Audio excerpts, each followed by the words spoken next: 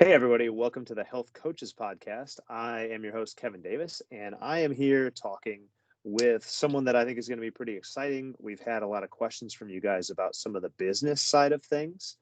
And it just so happens that I have a great friend who is also helps to train people on how to move their business online. Her name is Amber Reynolds. She is a graduate mentor at the Online Trader Academy certification course. She is certified through them. She's certified through just about every certification you can imagine. It's one of the things I love about Amber is she's like one of these lifelong learner kind of people. I think, I don't know, every 6 months she decides something else that she can study and get certified or get a degree in or something. She's the production manager for the Online Trainer Show with Jonathan Goodman. So another podcast you can check out. And she's the founder and owner of Glow Mama Fitness, which is her personal business doing online training as well. So not only does she help people who are trying to move their business online, she also does it herself. So Amber, hey, how are you? Welcome to the show. Hey, thanks so much. I'm super excited to see you. Yeah, it's great to see you. It's been so Amber and I were friends. We've worked together in the past. I used to live just down the street from her and now have moved and we're about a state apart. So and Amber actually, let's see, what we actually met even though we lived down the street because Amber was my, I'll call it coach. She was our captain of our volleyball team. Oh, Lord, yeah. The YMCA, that was super short-lived. Yeah. We tried. I mean, we had fun. We'll just say we had fun. It was a competitive league and we were a non-competitive team. So we were there for fun. Yeah, exactly. So, oh, well. So, Amber, before we came on, you were mentioning, just in case people want to look at some of the stuff you're doing with your website, you were mentioning that you're going through some restructuring of the business with Glow Mama Fitness. So I felt like maybe it's a good idea to give people a warning that is something that's being rebuilt right now. Totally welcome to go check it out. If you want to go be nosy and kind of see behind the scenes stuff, you could go to glowmamafitness.com/online-coaching. And that'll take you kind of through the back end and then you can access whatever. But I'm rewriting all of my sales copy and the packages that I'll be offering and all of that kind of stuff. So my business model is actually in flux right now. But they are absolutely welcome to go check it out. And if you do go check out just like the "Hey, we're under construction" page, it's one of my favorite of Amber's pictures. So it's super accurate. Like if you ever feel bad about like the chaos of your home, like just shoot me a message and I'll give you a video walkthrough of like the tornado situation that is my house. Like you will instantly feel better. Yeah. Well, actually, and I have like this whole list of questions, right, that I had people send in some stuff that they wanted to talk about and of course things that I thought of. But that kind of brings up a good topic that you and I ended up texting about the other day. Just this idea, of course, we both have small boys in our house, mine's a little over a year old, yours is 2 years old, and we're running around with them. And that's the reality of life. Whether you have kids or you have dogs or you have just a hectic life, that's how things go. And one of the things that I love about your approach to this is that you are very open and forward with people about, the craziness that is real life and sharing that and then helping them to work around those. So, do you have any insight maybe for people on how to do this even when life is busy? Yeah, I think there's a big thing of understanding your values and priorities.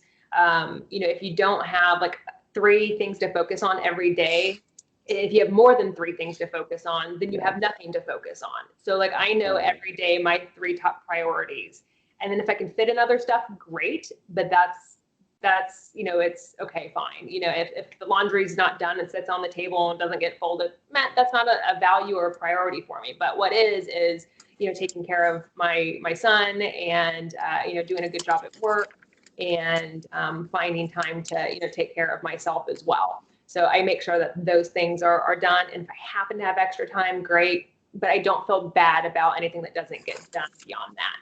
So I think just setting expectations and having a clear idea of what your values and priorities are, it makes it easier to let go of things that don't add to those.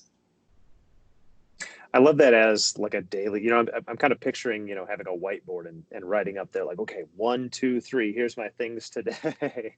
Yeah, I mean, Focusing on it. if before bed, if you have a notebook and put in, okay, tomorrow these are the things I'm going to focus on. Like for one, it helps you clear your mind before bed so you can actually rest properly. But then you wake up with focus and not like, oh crap, like what am I supposed to do today? And feel overwhelmed with all of the possibilities, because there's endless possibilities of what we could be doing. But if we wake up with focus, that makes it easier. Yeah, for sure. And I think actually a lot of the questions and things that we get related to, okay, so I want to move to an online coaching business. I want to reach people and I want to help them. But there's so many things that I can look at. I can look at websites. I can go on social media. I can buy ads. I can whatever. And people end up actually struggling to narrow things down to what are the 3 things that I actually need to work on. So, for example, some of the questions that I got that people wanted to know from you is like, how do we get the word out? Do we need a website, social media, a Facebook page? Like, what are some of the good priorities that you think? Yeah, I'm going to borrow from Tony Bauer, who is a coach at Precision Nutrition, and she taught me one of my favorite phrases is have your BAMs, which are your bare ass minimums. So like when it comes to building an online business, these are kind of the 3 that I envision as being your BAMs. So one is to work on organic growth. And so that's going to be through your social media outlet. Which one doesn't matter. Have one that you focus on and that you are putting out quality content that is geared towards your target market. Just keep in mind that when you're doing that you have a very clear vision and voice of who you're talking to. Because if you're trying to talk to everyone, you end up talking to no one. So just make sure that you have a clear vision. Like if you want to help like 20-year-old athletes, after college continue towards, whatever, great. Or if you want to work with new moms that have had a baby in the last 12 months, great. Talk to that person. Don't feel bad about leaving people out. So the ways that you kind of do that is, every day do a health and fitness post geared towards your demographic, add value. So that's one. Talk to people every single day. Like when students come to us, they're like, oh, I haven't gotten any new clients yet. The first question we're going to ask is like, who did you talk to today? If you haven't talked to anyone, like, well, that's probably why, right? And you don't have to go into sell, like be a good human and ask how people are. I mean, it sucks when somebody's like, hey, how are you? By the way, do you want to check out my essential oils? Like, don't be that person. Because we hate those people. But, ask how people are, especially in today's climate. Like everybody's extra stressed and extra freaked out about everything that's going on. So like people are craving connection. So go be a friend, like go do that and ask how people are and just engage. And if they bring up what you're doing, great. But other than that, just talk to people. And then from the back end, like the more social we are on social media, the more likely our stuff is to get seen, right? So that's another function of that. And then outside of that, I'm going to borrow from John, who is the creator of Online Trainer Academy. He has 2 golden rules. One is do a damn good job and make sure everybody knows about it. So like talk about what you do, like not just health and fitness posts, but like what you do for a living. Like let people know there's no shame in sharing what your job and your passion is. And then the next one is what would it look like if it were easy? So think about, okay, when I look at trying to build a business and working with clients, what would be the simplest path to get there? And if you can take that approach to everything that you do, it's just going to be a lot easier because it'll help kind of get rid of all the what ifs or I could be doing this better, or maybe I should do ads, or maybe I should do a blog, or all of that stuff. Like look literally for the easiest path for you as an individual. And that's kind of your answer. Yeah. I love some of that advice, where you're kind of using what you've got and actually just being we talk about social media so much. Being social on social media is something that's actually a lot of times I feel like we kind of lack. We don't reach out and talk to people as much as we just post something or share something. Mm-hmm. And then you mentioned the idea of sharing things about your work and about what you're doing. And while I know you, Amber, personally, and understand that this is what you do, it's definitely like you're one of the first people that came to my mind about this, because when I'm on Facebook, I also see, hey, here's something from the Online Trainer Academy, or here's something from PTDC, or like, some of the stuff that you're doing being posted. So, yeah, I mean, your job is to be top of mind, and that's yeah, literally it. You don't have to be pushy to be in this job. It's literally just stay top of mind and let people know. And then when they are ready, you become the obvious choice. yeah. I love that concept too, just staying top of mind. I think that's like a big, Mhm. um, you mentioned the idea of talking to people and just communicating a little bit.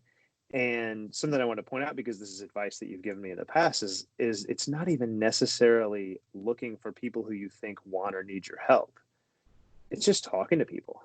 Mhm. Talk to random people. If you're on Facebook, for example, just talk to random people who are Facebook friends of yours and just be like, hey, what's going on? Mhm. Say hi to somebody today.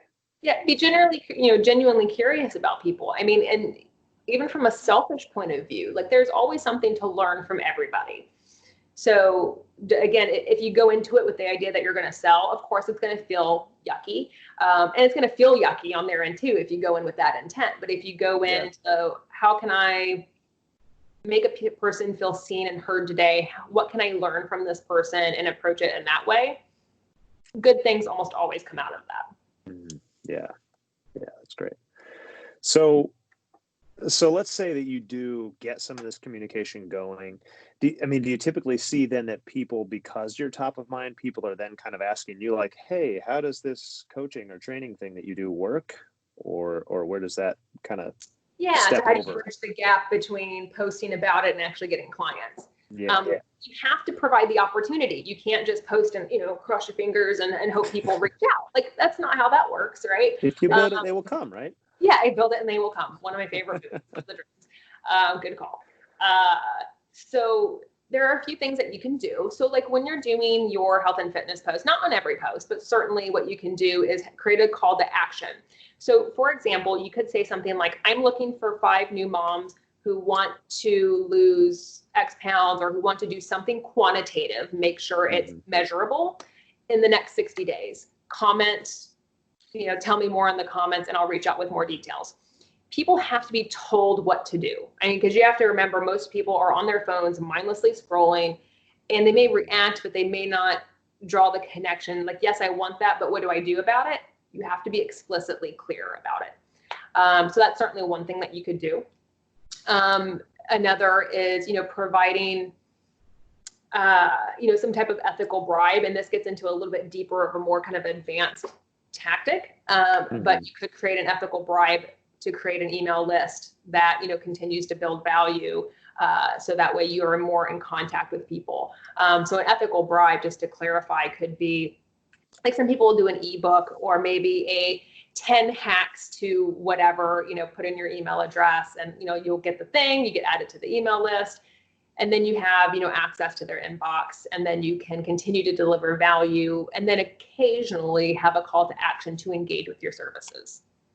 So there's a bunch of ways, but those are probably going to be your most common that you'll see. Yeah, I love that it's not like just push everything every time. Even with the email list, you talked about, is to just send value generally, and then once in a while say, hey, this is going on. Yeah, our jobs are to provide value. You Yeah. don't receive without giving, and in our job there is so much free information out there. You have to provide very clear value before people will engage, because this is, while not something new, especially to people like us in this industry, but to people outside of the industry, this may feel a little bit different and may not understand. So you have to build a lot of trust with your base sometimes before they buy in. Yeah. Because the other thing that you mentioned was the idea of putting out there, like, hey, I want to reach women who have had children within the last year that want to lose 20 pounds or whatever that is. And I can actually remember specifically when you were starting to do this, moving your business online. And I can remember you posting something like that. And I followed it. I was very interested. And I can remember following the comments. And it's like, oh, Amber now has this group of people, and her moving the business online is a real tangible thing already, just from this one post. Yeah. So I can definitely attest to, like, it's not what I've done myself, but I've actually seen you do it and be successful with that type of a post as, kind of reaching folks. So, you kind of mentioned there that this is sort of a little bit of a new concept to people, the idea of working with someone online, whether it's a coach or a trainer, nutritionist or doctor, whoever they're speaking to. Have you noticed any differences lately? With this whole COVID-19 lockdown that's going on, for anybody who's listening to this live or, close to when we're recording it, this is summer of 2020, and we haven't left our homes in 3 or 4 months, or I don't know, whatever, all of that. But people are working online a lot more. Schools have kind of finished up the school year for the most part online and things like that. Have you noticed a change in people and kind of their response to the idea of working with you online? Yeah, I think, certainly from the service industry perspective, there's a little bit of pushback. Like, I have to be there in order to take care of people, which we know fundamentally that's just not true for most types of clients. There are some, that are special cases, but for most people, it's not necessary. So I think the situation has forced people to open up their minds a little bit about, how do I still serve my client base, and obviously keep my job, but still be able to take care of people. So it's made people have to think a little bit bigger picture, and to adapt, which is a good thing. We should all be pushed outside of our comfort zones occasionally. From a potential client-based perspective, it's kind of the same thing. It's I have to go to the gym in order to whatever. We always have some kind of excuse, like, well, I need to be able to go to the gym. Like, no, you need like a 3x3 foot of space, and that's all you if that was really something you were passionate about to get done, you can make it happen. So it's forced people to, again, be creative, be more open-minded. And I think it's interesting because I find that with online training, and not just personal training, but nutrition, whatever, is it forces us to be more thoughtful in our approach because we aren't there. So when we're in person, we're very reactionary. Online, you have to be very proactive. So I find that for 99% of our trainers that we've talked to, they are better at their job online because they have to be proactive. So their clients get the best version of them, although they may actually get less time with their trainer, coach, whoever. They actually get the best version of them every time, therefore getting better results. So it works out better for both parties most of the time. Yeah. No, that's cool. I hadn't thought of it from that perspective. Just the idea of, getting that extra, out of the coach or trainer as well. Yeah, because some days you go to work and you're just like, oh, I'm just not feeling like it. And online coaching, you can get yourself into the right mindset. Like, if you don't feel like it at 11 a.m., you can push it back, get a workout in, feel better, or, go for a walk, whatever you need to do to get in the right headspace, and then address it. So that way you're in a better mindset when you take care of your client. So there's a lot of pros to being able to do this. And some people do a hybrid approach. They do, in person plus online, or, whatever works, but it's such a good way to manage and offer flexibility for both parties. Yeah. No, it's interesting because we just, you talk about a hybrid. Of course, a lot of the work that, especially what Howard and I individually do, and, if you're doing the health coaching online, a lot of that is like some calls or a Zoom call or some of that stuff nowadays. But Howard and I actually just recorded an episode that will go an episode or two before this one, I think will be the release schedule, talking about the differences between a live call versus being able to write an email or a text message or something where you can think about it and send it in a couple hours.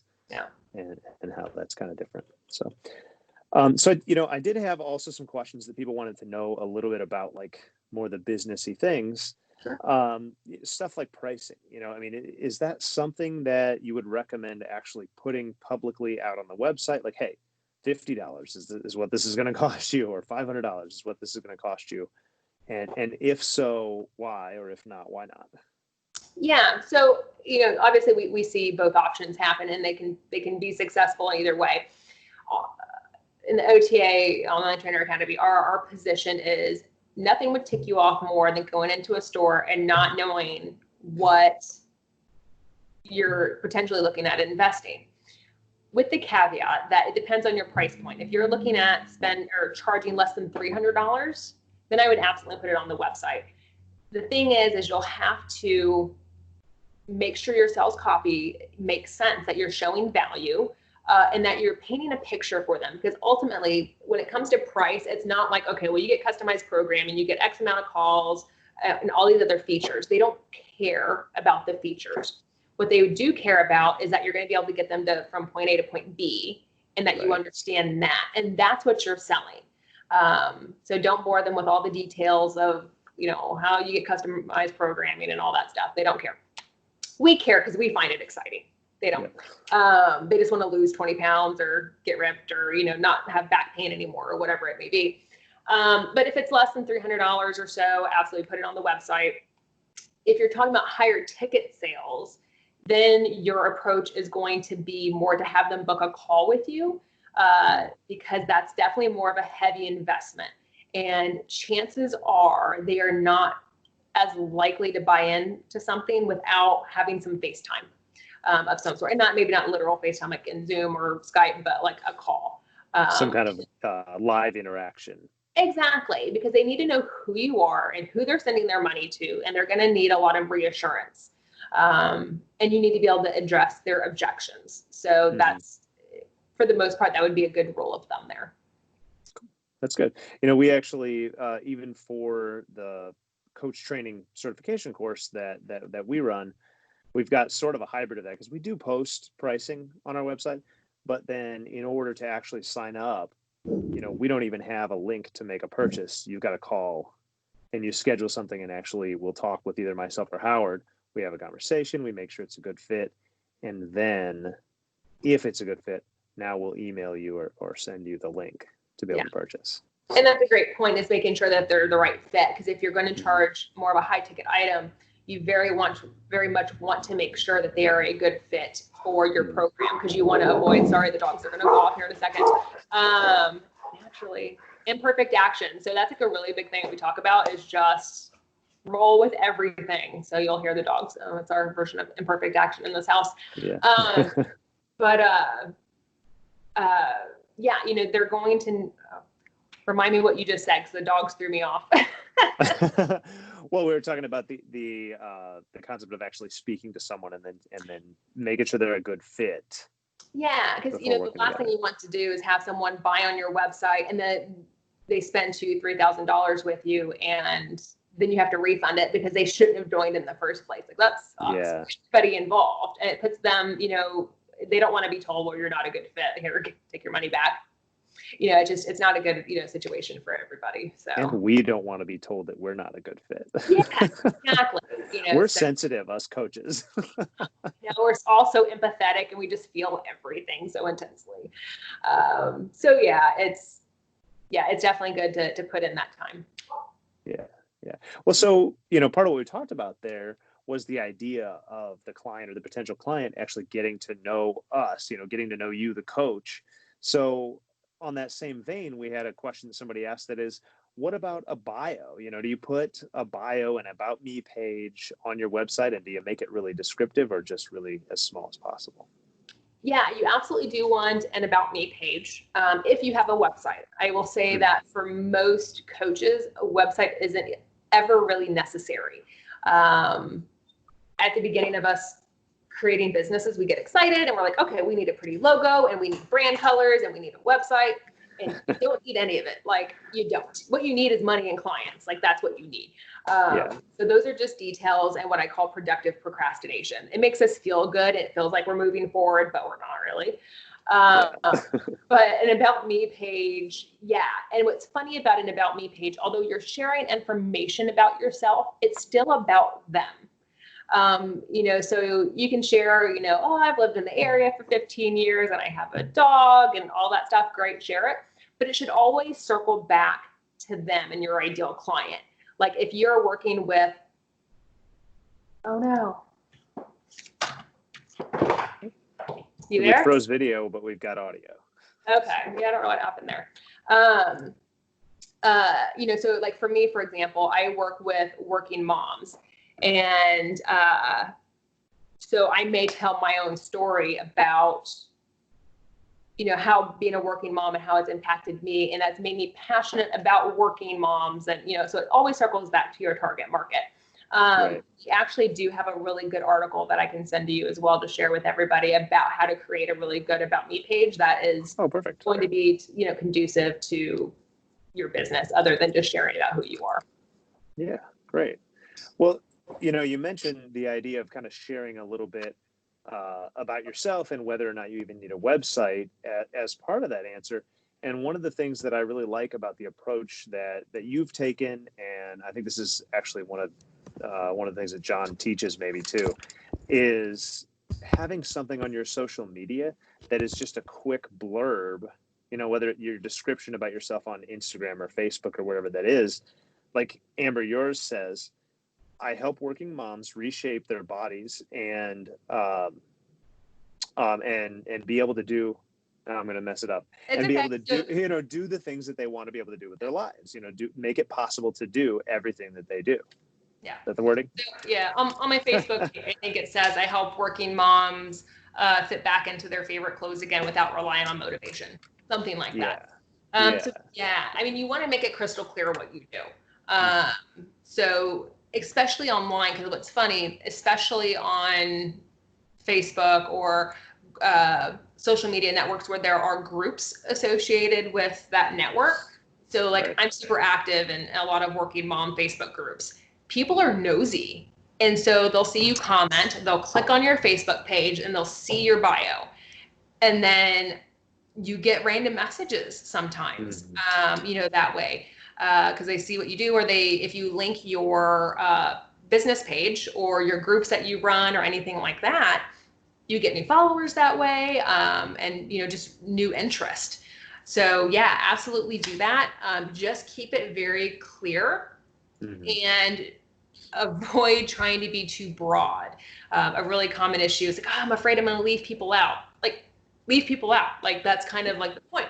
Because how I talk to, like, if you say I want to work with women to lose weight, sure, but like, I'm going to treat a woman in her 20s very different than a woman in her 40s that's had 3 kids.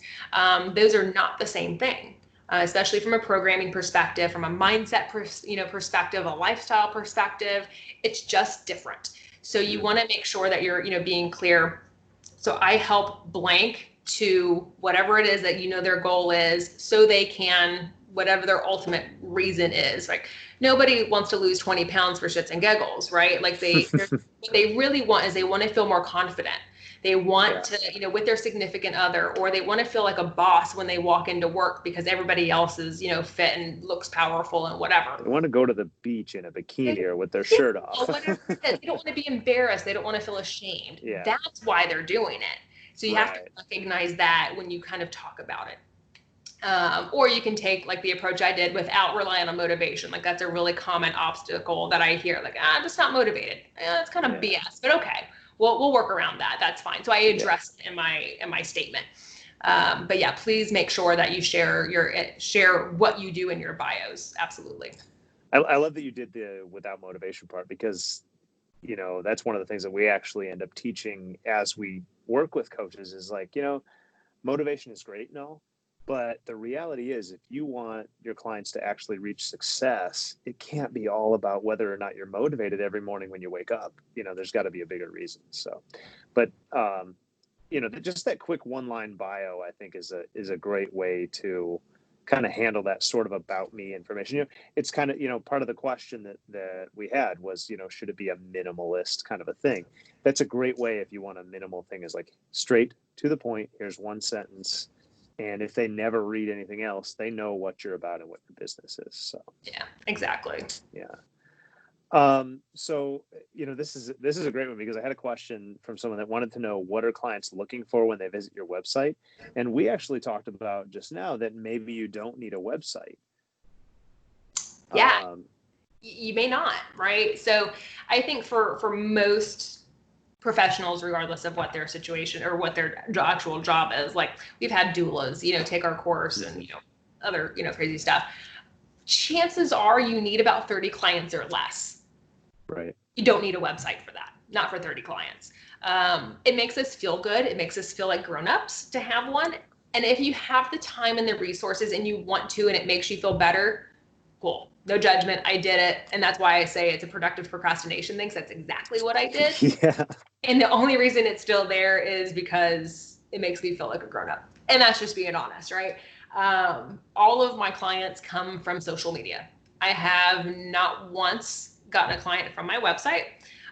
People refer to it, sure, but it all happens, via social media. I've had a company reach out to send me a product to review. Like, that's probably the most exciting thing that's happened for it. And I'm not going to use it for SEO marketing or anything like that, because the amount of clients that I need personally, it's just not necessary.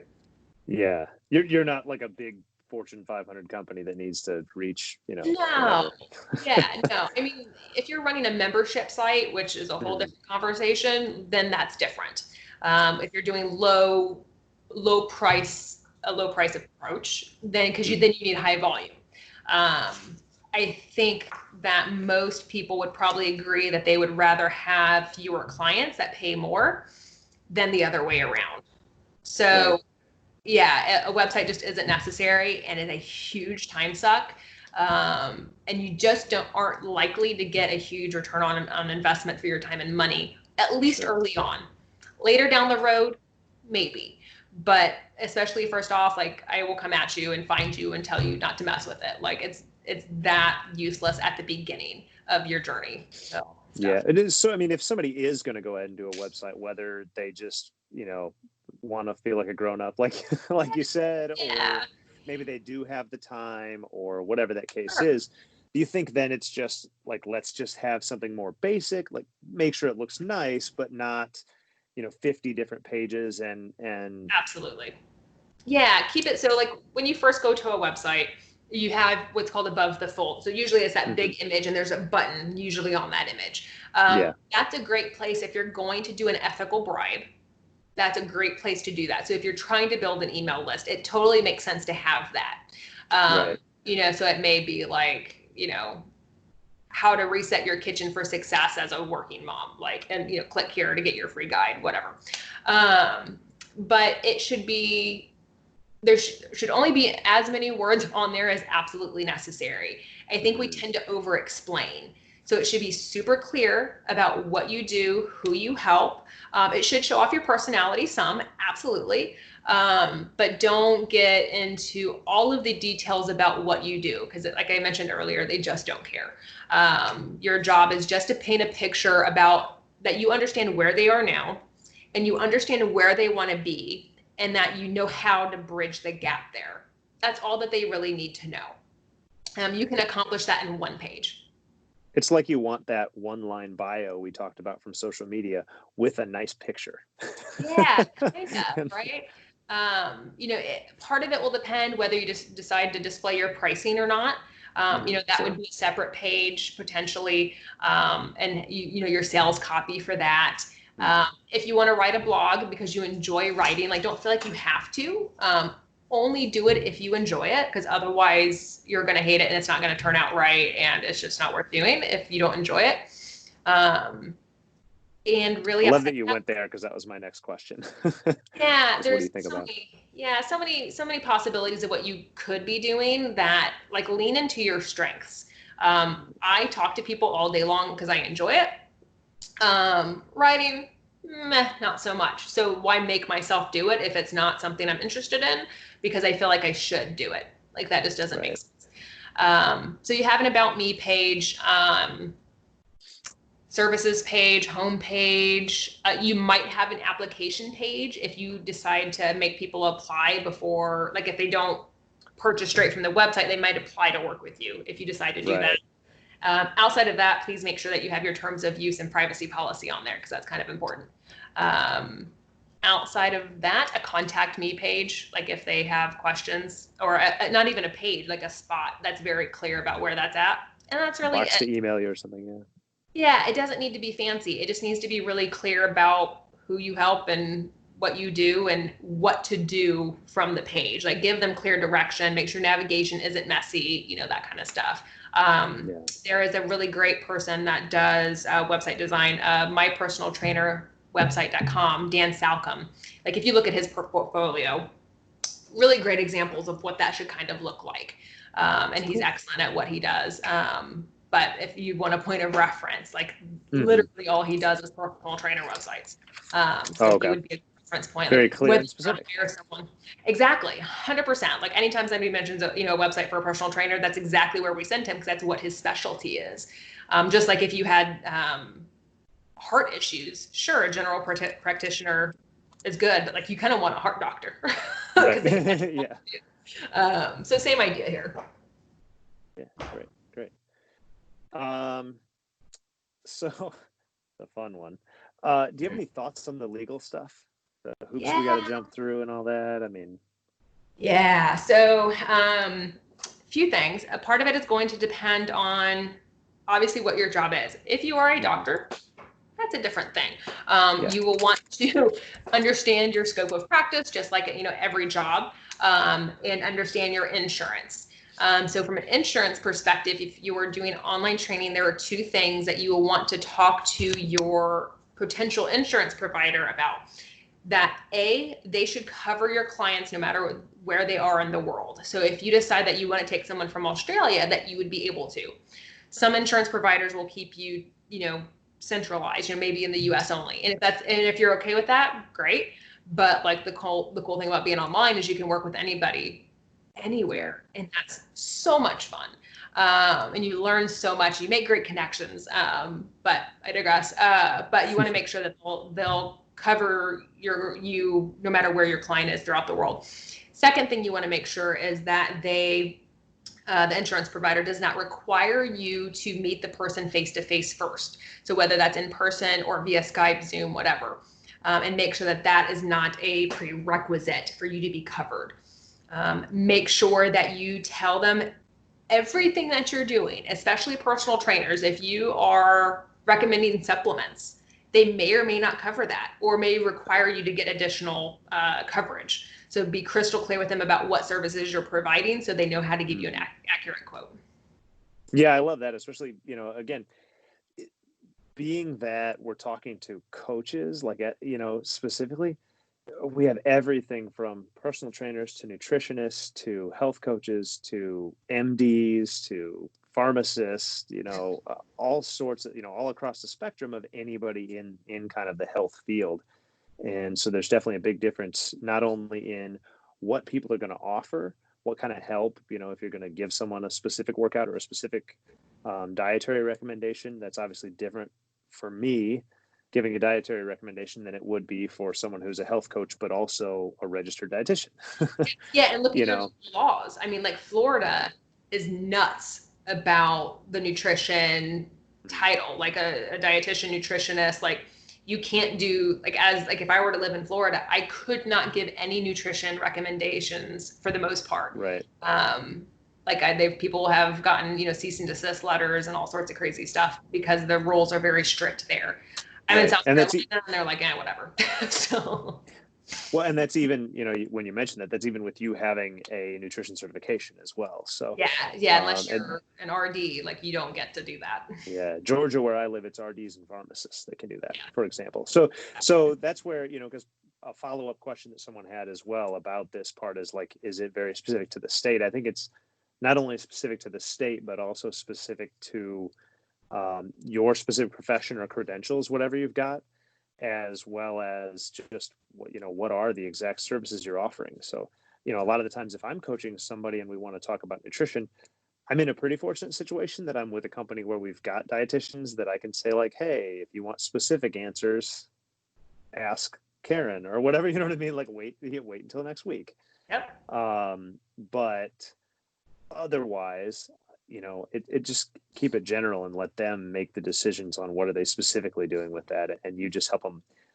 It's what I love about the whole coaching theory is that your biggest job is to help them find the blind spots and, the things that they need to do to bridge that gap and stick to it. Yeah. Our job isn't to tell them what to do, right? Yeah. Like our job is kind of a tour guide, but they live in their favorite city. They know, but we might be able to help them find like the little odds and ends that they may have missed. But no, at no point are we really telling them what to do. It's just offering guidance about what they're interested in doing already. So yeah, other, kind of not just like legal stuff. Make sure if you're at least personal trainers, your PARQ needs to get done because that's a requirement usually through your insurance provider. And you can ask them about what requirements they may have as well. They may request that you get certain paperwork filled out for each client. So find that out. And your liability form, make sure that that's good. There are plenty of free examples online, but you're going to want to take it to a local attorney that knows your area to make sure that you are covered based on your local laws. Yeah, because that was going to be the other thing that I was wondering from you is, you hear these recommendations, you're like, okay, I'm going to start this business, and you start Googling and you're looking up, all right, let's see, what do I need to do? Oh, I need to take my paperwork or my liability forms or my, health history questionnaires and all this stuff to an attorney and have them look at it.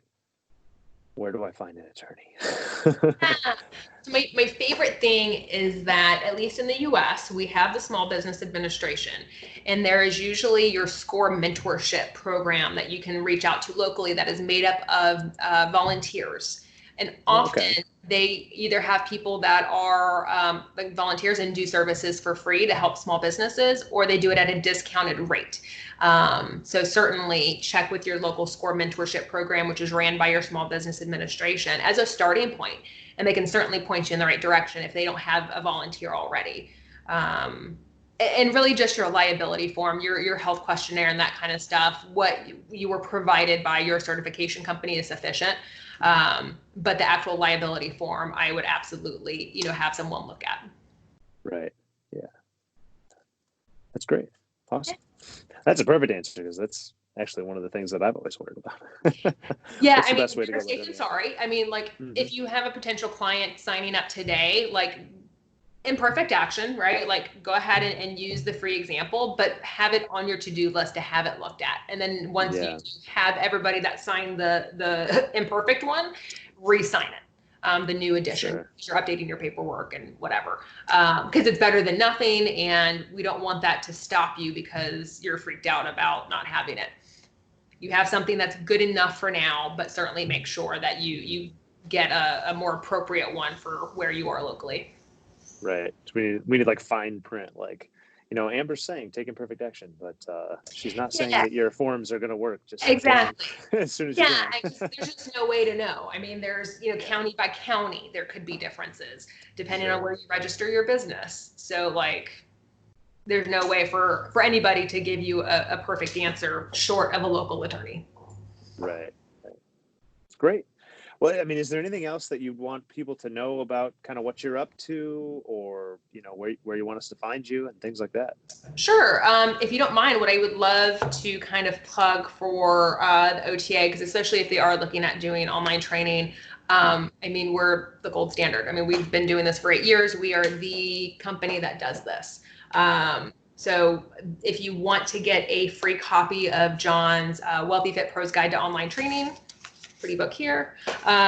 It's basically the Cliff Notes edition of the course. And you can get a free copy of it, just pay shipping and handling. If you go to go.theptdc.com, you can get a free copy of it. And then I think if you're in the US, it's like $7.95 for shipping, and international is $4.99. And that's just to cover, shipping costs and like the mom and pop shops that are, kind of putting it out there for us.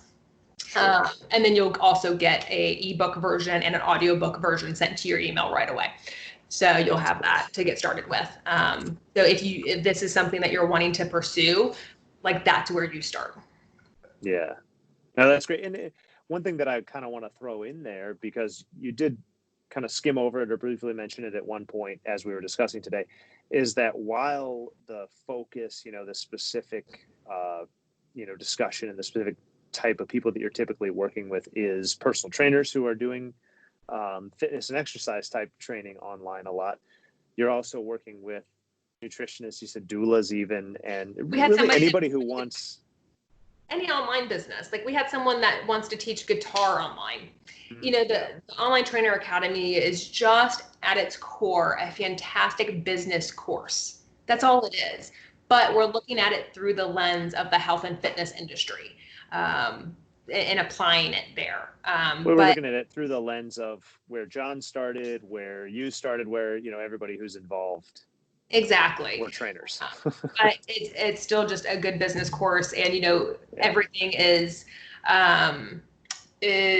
adjustable. You know, we know that what we teach works, but everything is different per person. So like, just like your advice as a trainer, you know, everything works in theory, but you may have to adjust it per person. So it's the same thing.